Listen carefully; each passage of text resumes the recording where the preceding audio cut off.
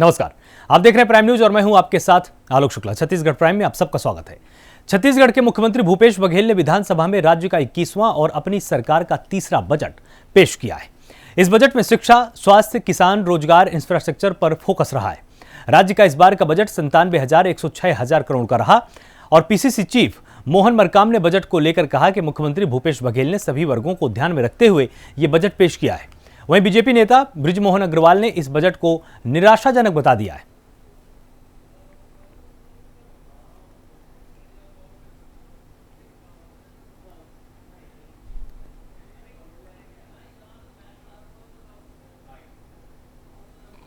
ये बजट बहुत निराशाजनक बजट है।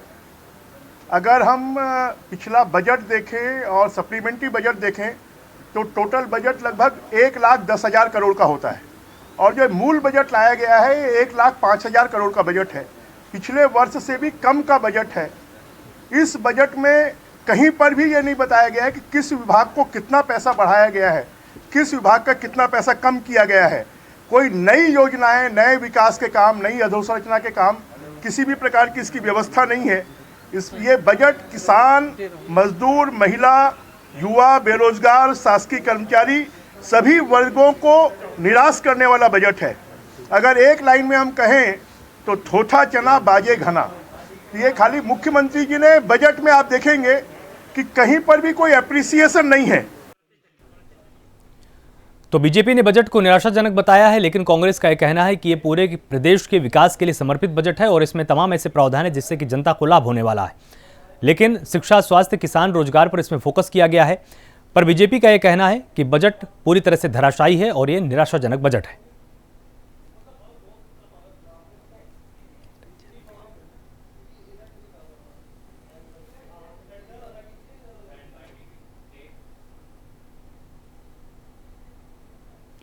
तो वहीं बेमतरा के खैर झिटी कला, बरगा और उड़िया गांव में किसान सम्मेलन का आयोजन किया गया। इस कार्यक्रम में छत्तीसगढ़ के कृषि मंत्री रविंद्र चौबे ने शिरकत की। इसके साथ ही कृषि मंत्री और भी कई कार्यक्रमों में शामिल हुए हैं। इस बीच कृषि मंत्री रविंद्र चौबे ने साजा ब्लॉक के खैर झिटी में भूमि पूजन भी किया और खैर झिटी गांव को कई तरह की सौगातें दी हैं। तो गांव को कृषि मंत्री की सौगात मिली है और सम्मेलन में शामिल हुए कृषि मंत्री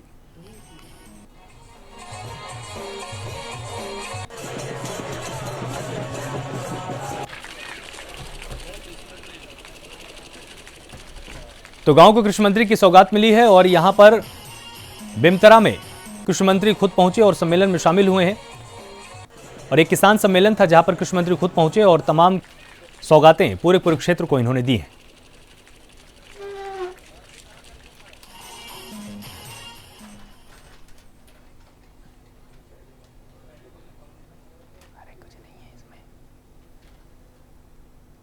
तो ये बेमतरा से हम आपको खबर बता रहे हैं जहां पर सम्मेलन में कृषि मंत्री खुद पहुंचे और किसान सम्मेलन में शामिल हुए और पूरे गांव को उन्होंने तमाम सौगातें सौंपी हैं।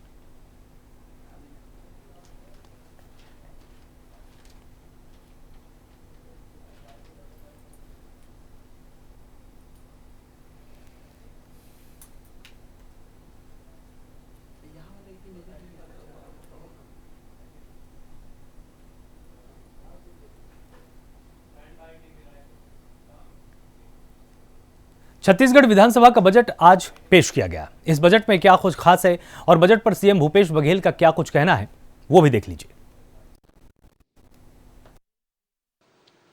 देश, दुनिया समेत छत्तीसगढ़ की सरकार के लिए पिछला वर्ष बहुत ही चुनौतीपूर्ण रहा है।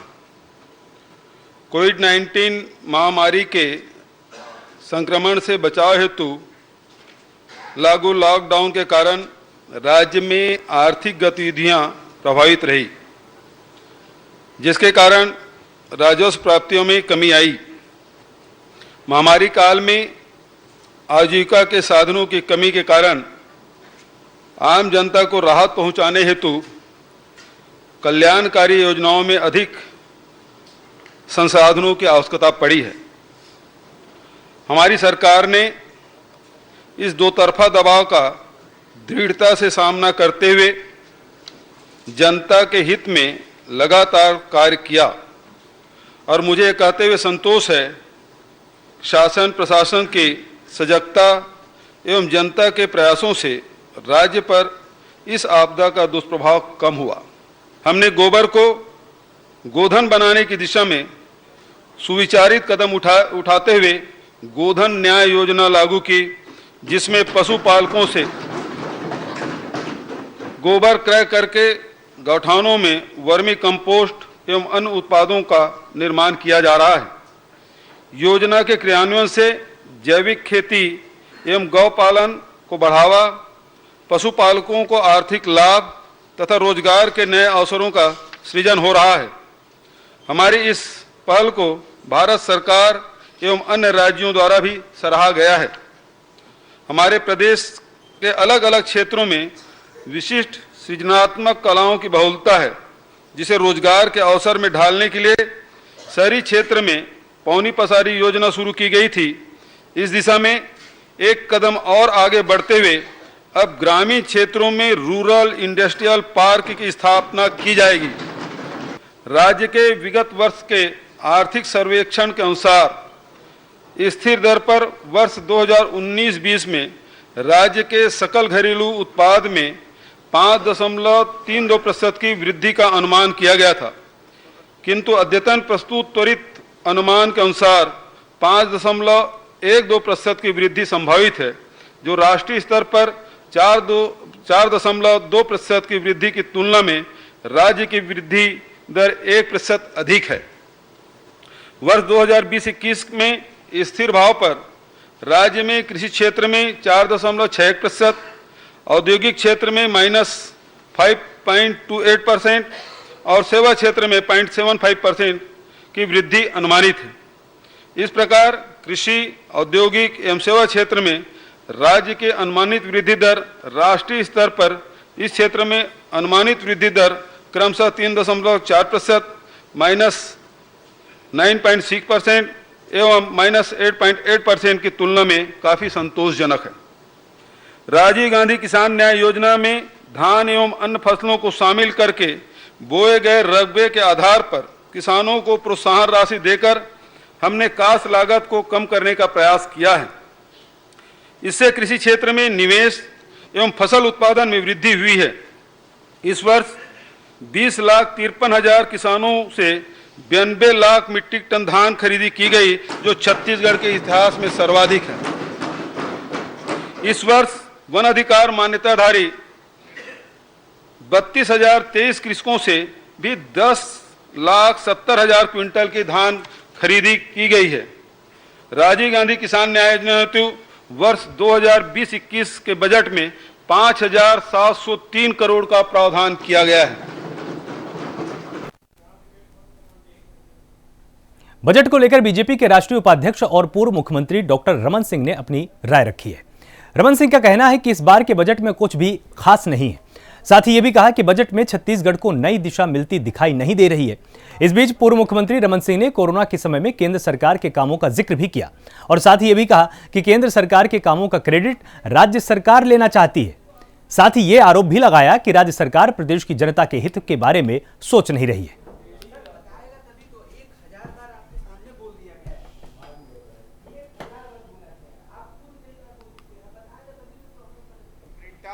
सरकार की संकुचित आर्थिक दृष्टि दिखता है, कोई मौलिक नीति का कोई अभाव पूरे बजट में दिख रहा है और ऐसा लग रहा है कि केंद्र सरकार की योजनाओं को सामने रख के पूरा का पूरा बजट का फ्रेम प्रस्तुत किया गया है, जो कि राज्य सरकार के बस कहने कुछ था ही नहीं। मैं लगता है कि जब घोषणा पत्र आपने बनाया और ये तीसरी साल का बजट है, तीसरी बार प्रस्तुत हो रहा है, मगर उस तीसरी साल के बजट में घोषणा पत्र को क्या पढ़ना बंद कर दिया है मुख्यमंत्री ने। घोषणा पत्र के क्रियान्वयन चीफ सेक्रेटरी को ने बंद कर दिया है। ना 2 साल के किसानों के बोनस की बात है, ना नवयुवकों के लिए 2,500 रुपया देने की बात है, ना डेवलपमेंट की बात है। मैं पूरे बजट को देख रहा था, किसान, युवा, महिला, कर्मचारियों के साथ बजट में एक प्रकार से मजाक है। 17% की जो राशि पूंजीगत व्यय में खर्च होती थी, वो घटते घटते 14% की राशि पूंजीगत व्यय में आ गया है। पहली बार ऐसा देख रहे हैं कि बजट का साइज कम हो रहा है। छत्तीसगढ़ का नया ध्यान बिलासपुर का शहरी क्षेत्र स्मार्ट सिटी का रूप लेता जा रहा है। दरअसल पिछले साल शहरी क्षेत्र का दायरा बढ़ाने के लिए आसपास के ग्राम पंचायतों को नगर निगम में शामिल किया गया था, लेकिन उसके बाद सरकार और अधिकारियों पर लगातार मूलभूत सुविधाओं की अनदेखी का आरोप लगाया गया है, जिसके बाद अब वार्ड नंबर 47 को सड़क की सुविधा मिलने जा रही है। इसके लिए मेयर रामशरण यादव ने 45 लाख की लागत से बनने वाले सड़क का भूमि पूजन किया। इस कार्यक्रम में एमसीआई मेंबर और वार्ड पार्षदों ने शिरकत की है। वहीं भूमि पूजन पर पहुंचे मेयर रामशरण यादव ने मीडिया से बात की और बताया कि लंबे समय से बिलासपुर शहर के इस शहरी क्षेत्र में मूलभूत सुविधाओं की मांग की जा रही है, जिसके बाद अब नगर निगम का ध्यान इस तरफ गया है और विकास कार्यों की शुरुआत की जा रही है। वहीं मेयर ने वादा किया कि जल्द ही इलाके के लोगों तक और भी सुविधाएं पहुंचाई जाएंगी।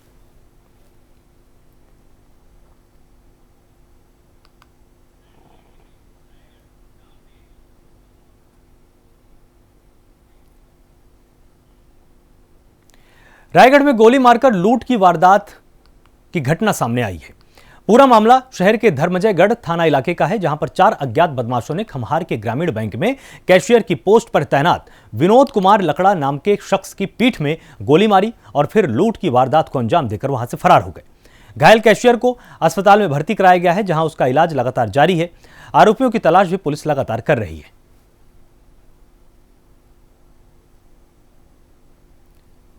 तो ये पूरी घटना रायगढ़ की है, जहां पर 4 अज्ञात बदमाशों ने एक कैशियर को पीठ में गोली मारी और वारदात के बाद लूट की घटना को भी अंजाम दिया। और बैंक कैशियर से लूट की वारदात के बाद पुलिस सख्ते में आई और लगातार जो घायल है उसका इलाज अस्पताल में चल रहा है। पुलिस संदिग्धों को चिन्हित कर रही है।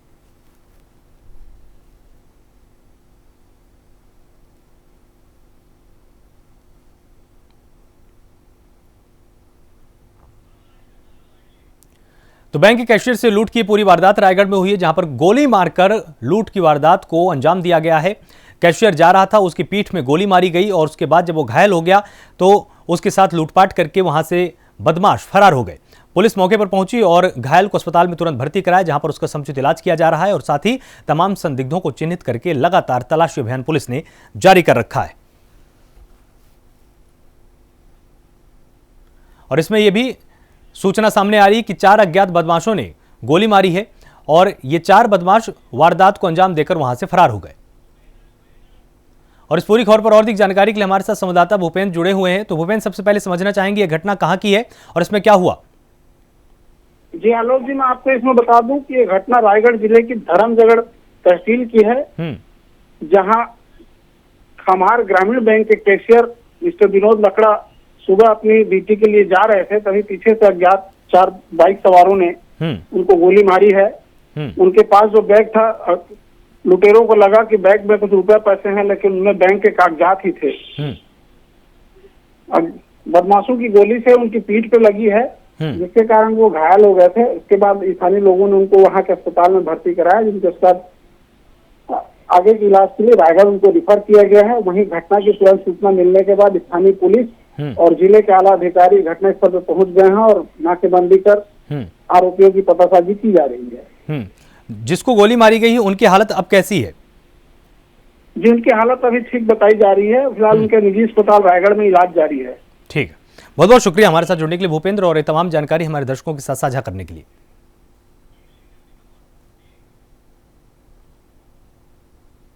अंबिकापुर शहर में गुंडों और पुलिस के बीच मारपीट का एक अलग ही मामला सामने आया है।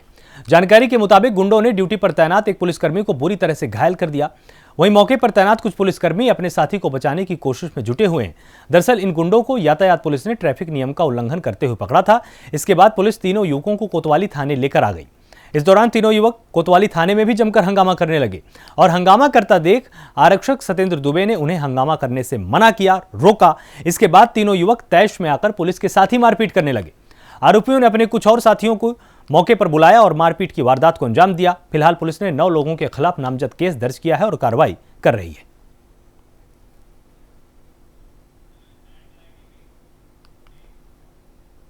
जांजगीर चांपा के बाराद्वार थाना इलाके में सड़क हादसा हो गया है। यह हादसा पेट्रोल पंप के नजदीक हुआ। वहीं हादसे में ट्रक और बोलेरो कार आपस में टकरा गई। हादसे में कार सवार 3 लोगों की मौके पर ही मौत हो गई, जबकि 2 लोग घायल बताए जा रहे हैं। मिली जानकारी के मुताबिक तेज रफ्तार ट्रक ने बोलेरो कार को टक्कर मारी है, जिसमें कार में सवार 3 लोगों की मौके पर ही मौत हो गई है। आसपास के लोगों का कहना है कि ट्रक चालक शराब के नशे में था, जिसके कारण यह हादसा हुआ है। फिलहाल पुलिस ने मामले की जांच पड़ताल शुरू की है।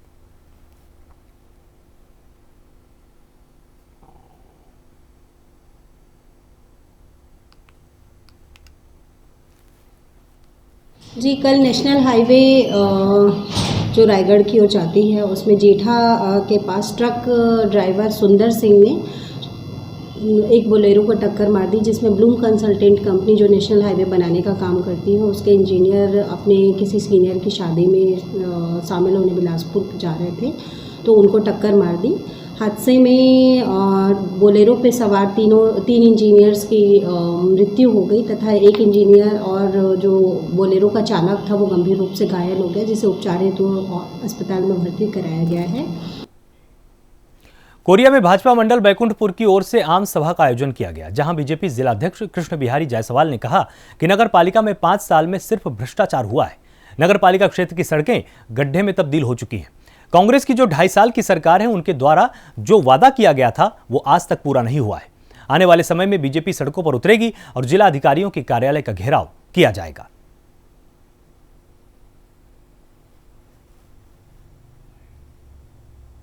आज बैकुंठपुर भाजपा मंडल के द्वारा एक दिवसीय हमारा यहाँ पर आम सभा कार्यक्रम था। नगर पालिका जो चुनाव होने वाला है बैकुंठपुर और चर्चा में, उसको लेकर आज आम सभा रखा गया था। और नगर पालिका में जो व्याप्त भ्रष्टाचार 5 साल में जो हुए हैं, कोई विकास नहीं हुआ, उस सभी को लेकर के आज यहाँ पर आम सभा है। और कांग्रेस की जो 2.5 साल की सरकार हुई है अभी तक, और उनकी जो विफलताएं हैं, उन्होंने जो वादा किया था जनता के साथ उसे भी पूरा नहीं किया।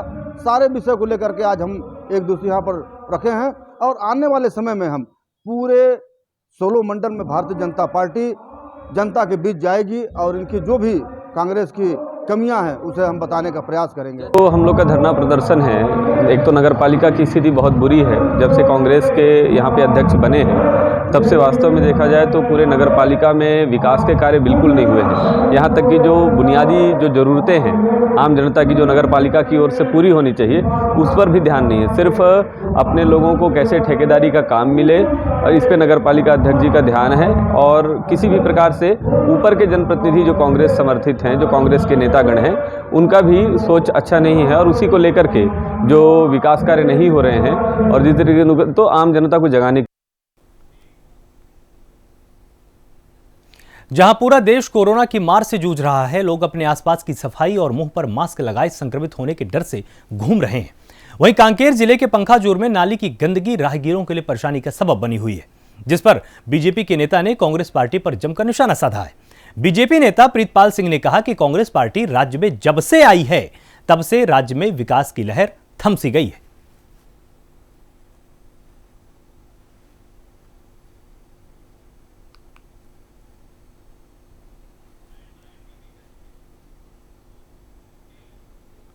पेट्रोल डीजल के बढ़ते दाम पर बीजेपी के पूर्व प्रदेश अध्यक्ष विक्रम उसेंडी ने कहा कि पेट्रोल डीजल की कीमतें भारत सरकार नहीं तय करती है। पेट्रोल डीजल की कीमत अंतर्राष्ट्रीय पोर्टेक्स संगठन से तय होती है। छत्तीसगढ़ सरकार को टैक्स कम कर देना चाहिए ताकि राज्य की जनता को महंगाई का सामना न करना पड़े। आज हम कांकेर जिले के अंतर्गत पंखाजूर क्षेत्र में मौजूद है और हमारे साथ जो मौजूद है वो है छत्तीसगढ़ के पूर्व प्रदेश अध्यक्ष विक्रम उसेंडी जी हमारे साथ मौजूद है। सर, सबसे पहले मैं आपसे एक रिएक्शन लेना चाहूँगा। कांग्रेस पार्टी के कुछ नेता है जो भाजपा पे ये निशाना साध रहे हैं कि पेट्रोल डीजल की जो बढ़ती कीमतें हैं उसमें केंद्र सरकार की सबसे बड़ी हाथ है, जो महंगाई इतनी बड़ी है। वही दूसरी तरफ कहीं विरोध प्रदर्शन भी किया जा रहा है। आज चारामा ब्लॉक में भी शिवसेना की पार्टी ने विरोध प्रदर्शन भी किया और नरेंद्र मोदी का पुतला भी दहन किया। क्या कुछ जानकारी देना चाहिए? देखिए, ये कोई पेट्रोल डीजल का दाम कोई भारत सरकार तय नहीं करती। अंतर्राष्ट्रीय स्तर पर ओपेक्स जो संगठन है वहां से इन तेलों का दाम तय होता है, उस आधार पे ये तेल मिलता है। लेकिन अगर सरकार जितनी चिंता है, वैट टैक्स जो यहाँ ले रही है सरकार, उसको कम करना चाहिए। वैट टैक्स के रूप में 25% राज्य सरकार को तो कुल मिला के राज्य सरकार को भी इस मामले जो टैक्स ले रही है उसमें कम करे तो निश्चित रूप से होगा। लेकिन एक अंतर्राष्ट्रीय स्तर पर इसकी दरें तय होती है, उस आधार पर पेट्रोल डीजल का दाम तय होता है। और आने वाले समय में निश्चित रूप से कुछ जानकारी होगी, लेकिन कुल मिला के ये भारत सरकार का रेट तय नहीं करता। और वही बात प्रदर्शन का बीजेपी के लिए तो लोकतंत्र में अधिकार है किसी भी दल को पार्टी काम करना तो आंदोलन कर सकते हैं, लेकिन कुल मिला के इस मामले में मैं कह सकता हूँ कि आज लाई पर एकदम बनी हुई बातें हैं, कहना है। सर वही दूसरी तरफ बेरोजगारी को लेकर भी बहुत बड़ा बात कही जा रही है। कांग्रेस पार्टी भी शायद असफल हो गए होंगे इस मामले में, क्योंकि आज भी हमारे क्षेत्र में कुछ ऐसे युवा हैं जो डिग्री तो लिए हैं लेकिन फिर भी बेरोजगार भटक रहे हैं, घूम रहे हैं। उनको नौकरी की तलाश है लेकिन वो नौकरी नहीं मिल रही। क्या सोचना? देखिए, छत्तीसगढ़ में बेरोजगार जो पंजीकृत यहाँ पर सदस्य हैं, जिनका ये जो पंजीयन हुआ है करीबन 23 लाख के आसपास।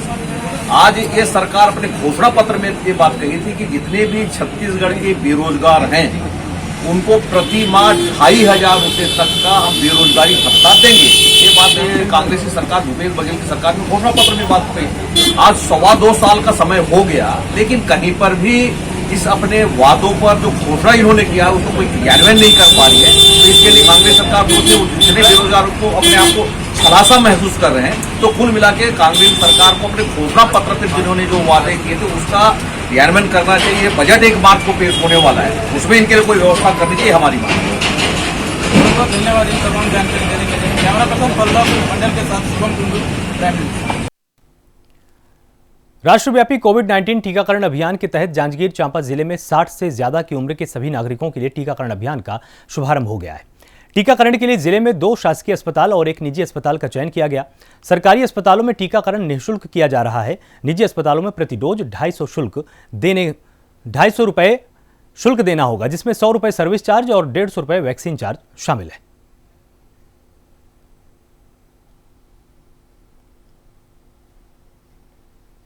आम नागरिकों के लिए जो 60 प्लस हैं और जो कोमॉर्बिड्स हैं, जिनकी उम्र 45 साल से 59 साल तक है, वो आज से जो है कोविड की वैक्सीनेशन स्टार्ट की गई है। इसके लिए जो है जिले में पूरी तैयारियां की गई है। 3 सेंटर्स इसके बनाए गए हैं, डिस्ट्रिक्ट हॉस्पिटल और मिडिल स्कूल नैला, जो PHC नैला अंतर्गत सत्र वहाँ संचालित है, और एक प्राइवेट संस्था में क्रिश्चियन मेडिकल जो हॉस्पिटल है, क्रिश्चियन हॉस्पिटल चांपा, वहाँ पे एक प्राइवेट सेंटर बनाया गया है। प्राइवेट सेंटर में शुल्क रखा गया है। मैक्सिमम 100 रुपया का सर्विस चार्ज प्राइवेट हॉस्पिटल ले पाएंगे और 150 रुपीज़ जो है वैक्सीन के चार्ज होंगे। कोरिया के मनेंद्रगढ़ के सिद्ध बाबा धाम में श्रीमद् भागवत ज्ञान यज्ञ सप्ताह का आयोजन किया गया। इस दौरान राज्य मंत्री गुलाब कमरो का अलग ही रूप देखने को मिला है। भागवत कथा के दौरान राज्य मंत्री गुलाब कमरो झूमते हुए नजर आए। भजन कीर्तन करते करते गुलाब कमरो झूमने लगे।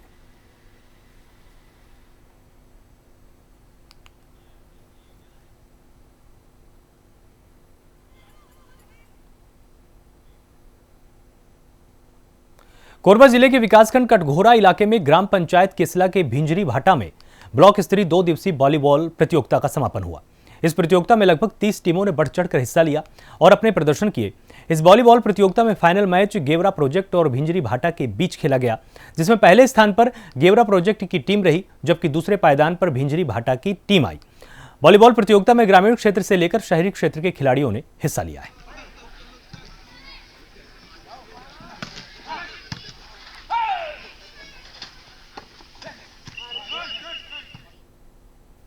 जांजगीर में बड़ा सड़क हादसा सामने आया है। हादसा नेशनल हाईवे 49 पर हुआ है, जहां एक पतली पुलिया से एक ट्रक से लगा हुआ ट्रेलर पलट गया और हादसा पुलिया पर सुरक्षा दीवार न होने के चलते हुआ है।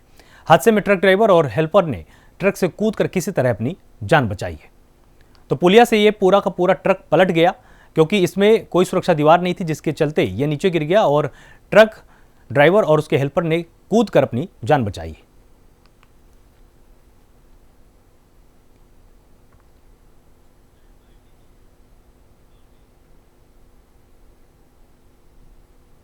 महासमुंद में कोविड वैक्सीनेशन का दूसरा चरण जोर शोर के साथ चलाया गया है। इस चरण में 60 साल से ऊपर की उम्र वालों को नगर पालिका महासमुंद के वार्ड नंबर 1 में रहने वाले चौवालाल चंद्राकर को पहला टीका लगा है। टीकाकरण के लिए महासमुंद जिले में 2 टीकाकरण केंद्र भी बनाए गए, जहां पर बुजुर्गों को मुफ्त में टीकाकरण किया गया। वहीं RLC हॉस्पिटल में दूसरा वैक्सीनेशन सेंटर बनाया गया, जहां 250 रुपए में कोरोना की वैक्सीन लगाई गई। इस बीच दोनों सेंटर में 100 बुजुर्गों के टीकाकरण का लक्ष्य रखा गया है।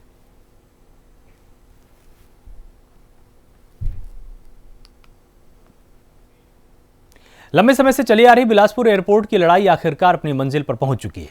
बिलासपुर के बिलासा देवी एयरपोर्ट से दिल्ली के लिए फ्लाइट ने पहली उड़ान भर दी है। इस कार्यक्रम का शुभारंभ देश के उड्डयन मंत्री और छत्तीसगढ़ के मुख्यमंत्री ने वर्चुअल रूप से हिस्सा लेकर किया, जहां उन्होंने बिलासपुर के लोगों को बधाई देते हुए पहली उड़ान के लिए शुभकामनाएं भी दी हैं। कार्यक्रम का संचालन करते हुए बिलासपुर कलेक्टर सारांश मित्तल ने बताया है कि बिलासा देवी एयरपोर्ट से दिल्ली और अन्य जगहों पर जाने वाली फ्लाइट के सारे टिकट अगले एक हफ्ते के लिए पूरी तरह से फुल हो चुके हैं और जिस तरह का उत्साह हवाई सेवा के लिए देखा जा रहा है, उससे उम्मीद लगाई जा सकती है कि आने वाले समय में हफ्ते के कुछ दिन उड़ान भरने वाली फ्लाइट सभी दिन उड़ान भरेंगी। शुभारंभ कार्यक्रम में बिलासपुर के जनप्रतिनिधि से लेकर सभी वर्गों के बड़े लोग बड़ी संख्या में पहुंचे थे, जहां पर उनका उत्साह भी चरम पर देखने को मिला है। ये लगातार प्रयास के बाद आज बिलासपुर से हवाई सेवा प्रारंभ हो रही है। इससे बिलासपुर के विकास को उड़ान मिलेगी, बिलासपुर का मान सम्मान गौरव स्वाभिमान बढ़ेगा, बिलासपुर में उद्योग व्यापार आएंगे, रोजगार के अवसर बढ़ेंगे और निश्चित रूप से आज की उड़ान से बिलासपुर की विकास को भी उड़ान मिलेगा। मैं क्षेत्रवासियों को बहुत बहुत बधाई और शुभकामनाएं देता हूं और इस काम में जिन लोगों ने भी सहयोग किया सबको धन्यवाद देता हूं। मोदी जी ने भी जो उड़ान योजना प्रारंभ की, हरदीप सिंह पुरी जी का आशीर्वाद बिलासपुर को प्राप्त हुआ, उनका भी आभार व्यक्त करता हूं। छत्तीसगढ़ प्राइम में फिलहाल इतना ही। आप लगातार जुड़े रहिए प्राइम न्यूज के साथ। नमस्कार।